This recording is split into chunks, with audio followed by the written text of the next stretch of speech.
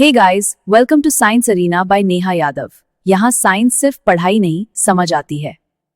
हम देखेंगे सेल का स्ट्रक्चर, उसके पार्ट्स और उनके फंक्शंस, बिल्कुल बेसिक से। आज हम स्टार्ट करने वाले हैं क्लास 9th का मोस्ट इंपॉर्टेंट चैप्टर सेल। तो चलिए शुरू करते हैं सेल की फैसिनेटिंग दुनिया। नमस्ते और स्वागत है आज की इस गहरी चर्चा में। अगर हम अपने आसपास देखें ना, तो एक बहुत ही बेसिक सा सवाल दिमाग में आता है। ये पूरी दुनिया, इतने सारे जीव जंतु और खुद हमारा शरीर, आखिर इस सब की शुरुआत कहाँ से होती है? हाँ, ये एक ऐसा सवाल है जो देखने में भले ही आसान लगे, लेकिन अपने आप में एक पूरा रहस्य है। मेरी तरफ से भी सभी को नमस्ते। आज की इस चर्चा में हम जिस टॉपिक पर बात करने वाले हैं वो है साइटोलॉजी, यानी जिसे हम सेल बायोलॉजी भी कहते हैं। सही कहा।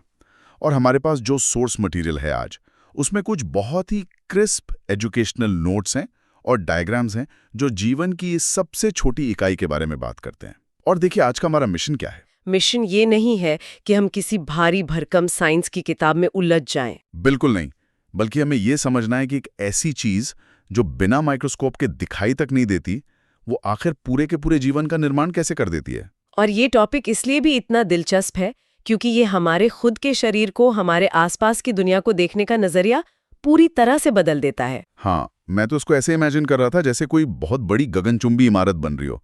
वो एक एक ईंट को जोड़कर ही खड़ी होती है ना। वही ना, हमारा शरीर भी कुछ कुछ वैसा ही है। हाँ, हमारा हर एक अंग, हमारी स्किन और यहाँ तक कि हमारी हड्डियां भी इन्हीं छोटी छोटी इकाइयों से मिलकर बनी हैं, जिन्हें हम सेल या कोशिका कहते हैं। ये ईंट वाला उदाहरण समझने के लिए बहुत अच्छा है, लेकिन नोट्स में एक बहुत ही गहरी बात छुपी है जो इस एनालॉजी को थोड़ा और आगे ले जाती है। वो क्या? देखिए, कोशिका केवल एक स्ट्रक्चरल या संरचनात्मक इकाई नहीं है।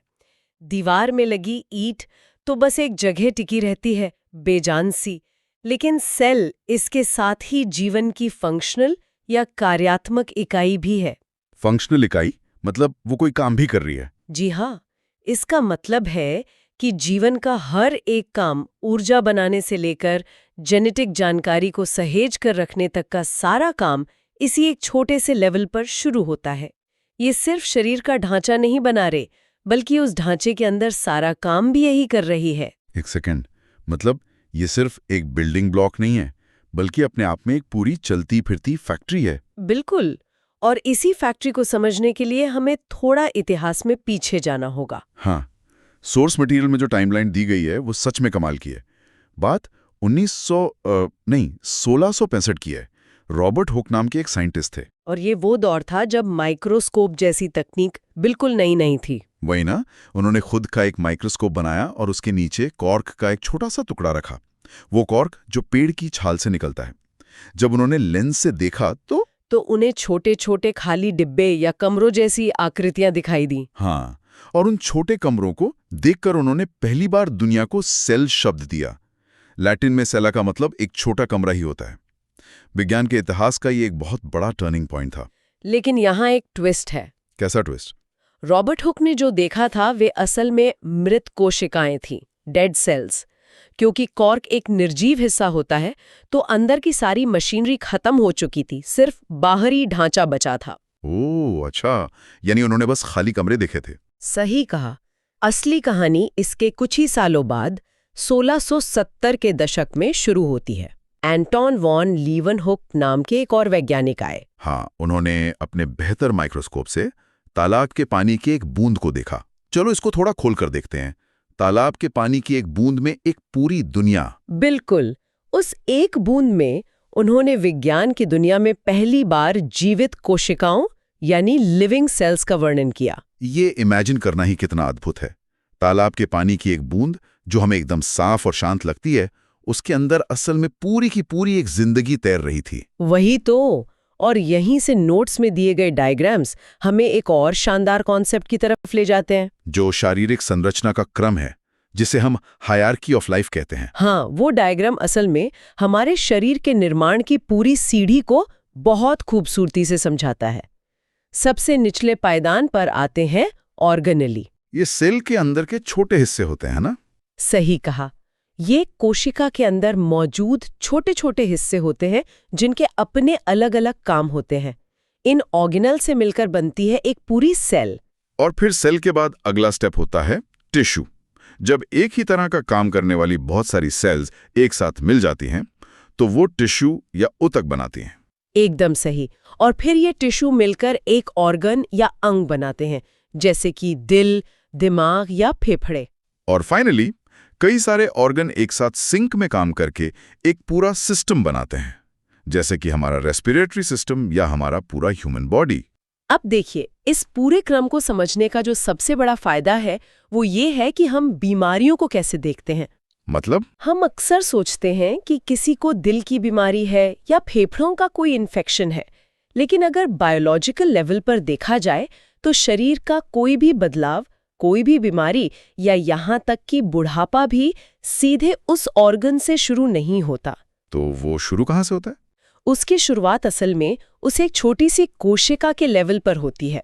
समस्या पहले सेल में आती है, फिर टिश्यू में, और तब जाकर वो ऑर्गन को इम्पैक्ट करती है। ये तो मेडिकल साइंस का नजरिया ही बदल देता है। मतलब हमें हमेशा उस रूट कॉज यानी उस सेल तक पहुंचना होता है। ये बहुत फैसिनेटिंग है। अब अगर हम इन सेल्स की बात कर ही रहे हैं तो नोट्स में इनकी डाइवर्सिटी यानी विविधता को लेकर बहुत कुछ दिया गया है। हाँ, धरती पर मौजूद हर जीव एक जैसा तो नहीं होता। सही बात है। और इसका सीधा सा कारण यही है कि जीव एक कोशिकीय यानी यूनिसेल्युलर भी हो सकते हैं और बहुकोशिकीय यानी मल्टीसेल्युलर भी। यूनिसेल्युलर जीव वो होते हैं जिनका पूरा का पूरा अस्तित्व सिर्फ एक ही कोशिका में सिमटा होता है, जैसे बैक्टीरिया हो गया, अमीबा, पैरामीशियम और यीस्ट। इनकी संरचना बहुत सरल होती होगी फिर तो। बहुत ही सरल, और बिना माइक्रोस्कोप के इन्हें देखना नामुमकिन है। दूसरी तरफ आते हैं मल्टी सेल्यूलर जीव, जैसे कि हम इंसान, पेड़ पौधे, जानवर और पक्षी। हाँ, इनका शरीर करोड़ों अरबों कोशिकाओं का एक बहुत ही जटिल नेटवर्क होता है, और ये आकार में मैक्रोस्कोपिक होते हैं जिन्हें हम आसानी से देख सकते हैं। वैसे हम लोग अक्सर इन्हीं मल्टी सेल्यूलर जीवों पर ही फोकस करते हैं, लेकिन जो चीज मुझे सोर्स मटेरियल में सबसे ज्यादा चौंकाने वाली लगी वो है इन कोशिकाओं का आकार। उनके शेप की बात कर रहे हैं। हाँ, आमतौर पर जब हम सेल शब्द सुनते हैं तो दिमाग में एक गोल सी गेंद जैसी तस्वीर छप जाती है, लेकिन नोट्स साफ बताते हैं कि ऐसा बिल्कुल नहीं है। कोशिकाएं सिर्फ गोल नहीं होती। बिल्कुल नहीं। हाँ, जो सबसे दिलचस्प बात है वो ये है कि कोशिका का आकार उसके काम को निर्धारित करता है।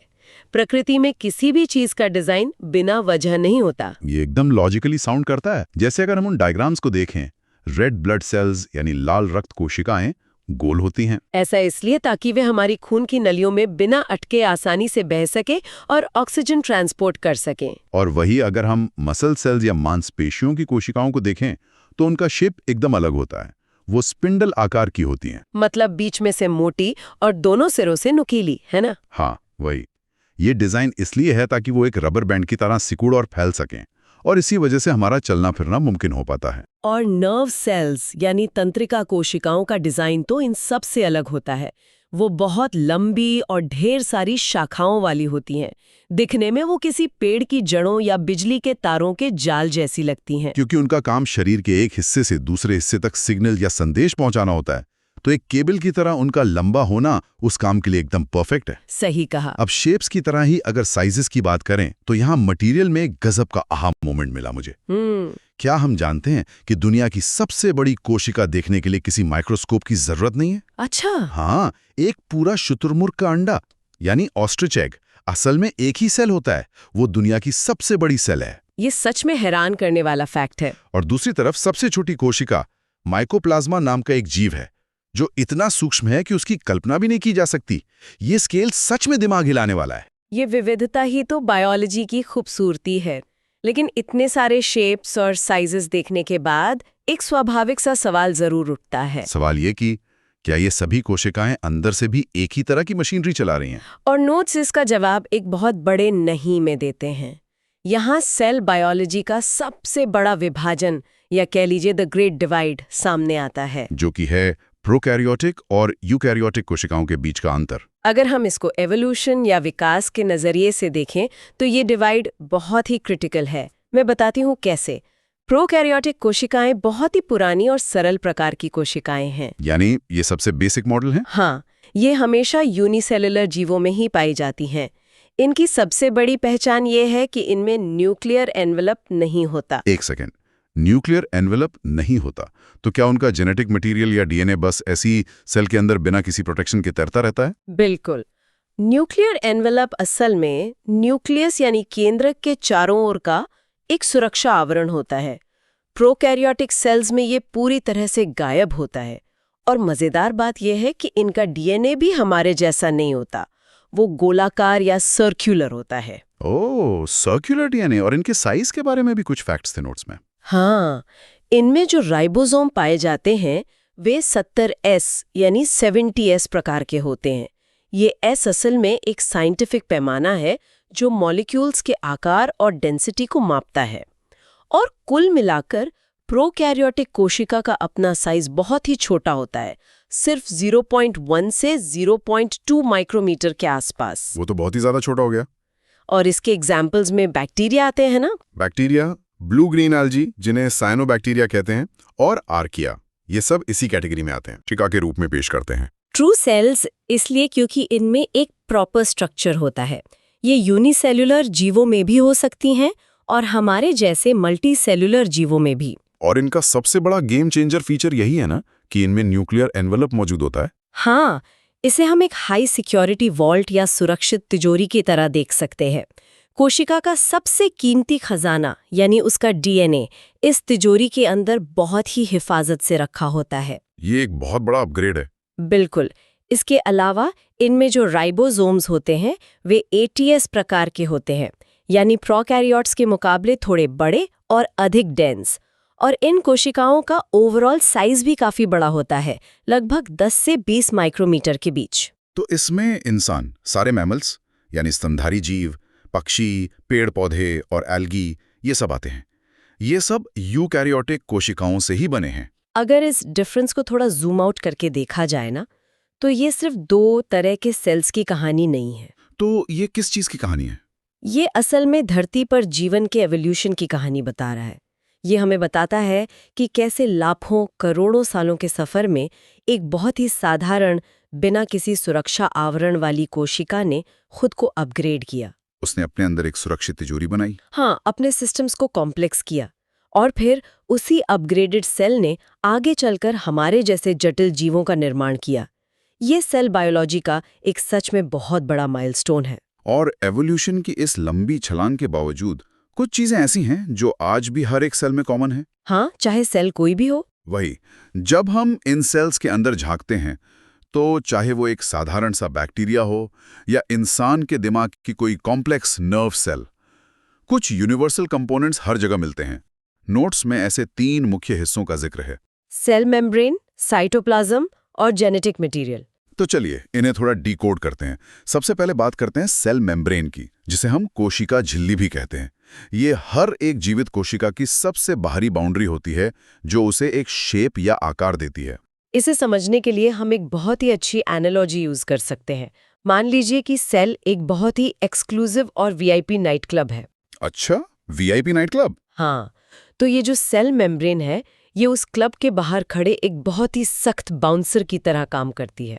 ये बाउंसर वाली बात एकदम फिट बैठती है। हाँ, साइंस की भाषा में इस बाउंसर की ड्यूटी को सिलेक्टिवली परमिएबल या चुनिंदा पारगम्य कहा जाता है। इसका मतलब है कि ये मेम्ब्रेन ऐसा नहीं है कि किसी को भी अंदर या बाहर आने जाने दे। ये बहुत बारीकी से स्कैन करती है चीजों को। यानी सेल को जो पोषक तत्व या न्यूट्रिएंट्स चाहिए होते हैं उन्हें ये अंदर आने देती है, और अंदर जो भी कचरा या टॉक्सिक पदार्थ बन रहा है उसे ये बाहर का रास्ता दिखा देती है। सही कहा। और इसी टाइट सिक्योरिटी की वजह से सेल के अंदर का पूरा माहौल स्थिर और सुरक्षित रहता है। एक बैलेंस्ड इंटरनल एनवायरनमेंट बना रहता है। अगर ये बाउंसर अपना काम करना बंद कर दे तो सेल सर्वाइव ही नहीं कर सकता। ये फंक्शन तो बहुत ही क्रिटिकल है। लेकिन इस बाउंसर के अलावा एक और चीज होती है जिसे सेल वॉल या कोशिका भित्ति कहते हैं।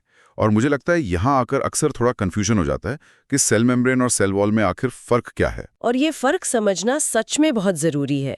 देखिए, सेल वॉल एक एक्स्ट्रा और बहुत ही सख्त बाहरी लेयर होती है जो इस बाउंसर यानी सेल मेम्ब्रेन के भी बाहर मौजूद होती है, एक आवरण की तरह। लेकिन यहाँ एक बहुत बड़ा ट्विस्ट है। वो क्या? नोट साफ तौर पर बताते हैं कि ये सेल वॉल सिर्फ पौधों, फंगी यानी कवक, बैक्टीरिया और एल्गे में ही पाई जाती है। जानवरों और इंसानों की कोशिकाओं में ये एक्स्ट्रा लेयर पूरी तरह से अनुपस्थित यानी एब्सेंट होती है। मतलब हमारे सेल्स के पास वो सख्त बाहरी दीवार है ही नहीं? बिल्कुल नहीं। पौधों में इस सेल वॉल का मुख्य काम होता है स्ट्रक्चरल सपोर्ट और प्रोटेक्शन देना। हाँ, क्योंकि पौधे हमारी तरह भाग कर कहीं छुप तो नहीं सकते। वही ना, उन्हें तेज हवा, बारिश और धूप में एक ही जगह खड़े रहना होता है, इसलिए उनकी हर एक कोशिका के बाहर ये सख्त दीवार होती है जो एक पेड़ के तने को इतनी कठोरता और मजबूती देती है। ये एक बहुत ही शानदार फैक्ट है। अब अगर हम इस बाउंड्री के थोड़ा और अंदर आएं, तो जो तीसरी सबसे अहम चीज पूरे सेल में भरी होती है वो है साइटोप्लाज्म। ये सेल मेम्ब्रेन और न्यूक्लियर मेम्ब्रेन के बीच का एक जेली जैसा फ्लूइड होता है। अगर हम इसे इमेजिन करें तो ये पानी से भरे हुए एक गाढ़े सूप की तरह लगता है। और मटेरियल बताता है कि ये सूप शांत नहीं है, यही वो जगह है जहां सारा का सारा असली एक्शन चल रहा होता है। हाँ, एक सेल को जिंदा रखने के लिए जितनी भी केमिकल रिएक्शंस होती हैं वो सब इसी साइटोप्लाज्म के अंदर होती हैं। सेल के काम करने के लिए जो भी छोटे छोटे ऑर्गेनल्स होते हैं और मॉलिक्यूल्स होते हैं वो सब इसी जेली जैसे फ्लूइड में तैरते रहते हैं। मतलब ये बेसिकली उस सेल रूपी फैक्ट्री का मेन वर्क फ्लोर है जहां दिन रात प्रोडक्शन चल रहा है। एकदम सही एनालॉजी है ये। तो अगर हम आज के इस पूरे डिस्कशन को एक धागे में पिरोएं, तो हमने देखा कि कॉक के एक निर्जीव टुकड़े से शुरू हुई ये कहानी कैसे तालाब के पानी में जिंदगी ढूंढ लेती है। हमने जाना कि कैसे एक छोटे से ऑर्गेनल से लेकर एक पूरा ह्यूमन सिस्टम खड़ा हो जाता है। और सबसे बड़ी बात, क्यों शरीर की हर बीमारी का कनेक्शन उस एक सूक्ष्म सेल से जुड़ा है। ये जानना सच में हमें अपने शरीर के प्रति और अधिक जागरूक बनाता है। साथ ही हमने ये भी एक्सप्लोर किया कि कैसे फॉर्म और फंक्शन का नियम कोशिकाओं के आकार को तय करता है, चाहे वो लंबे नर्व सेल हो या स्ट्रेच होने वाली मसल सेल। और हाँ, सबसे छोटा माइकोप्लाज्मा और सबसे बड़ा ऑस्ट्रिच एग। और उसके बाद प्रोकैरियोटिक और यूकैरियोटिक का अंतर हमें एवोल्यूशन के उस सफर पर ले गया जहां एक सेल ने खुद को तिजोरी बनाकर सुरक्षित किया। और फाइनली हमने सेल की इंटरनल वर्किंग को समझा, जहां सेल मेम्ब्रेन एक वीआईपी बाउंसर की तरह खड़ी है और साइटोप्लाज्म में जिंदगी की सारी हलचल हो रही है। सही बात है। ये सारी जानकारी सिर्फ एकेडमिक नहीं है, इसका सीधा असर इस बात पर पड़ता है कि हम खुद को कैसे दिखते हैं।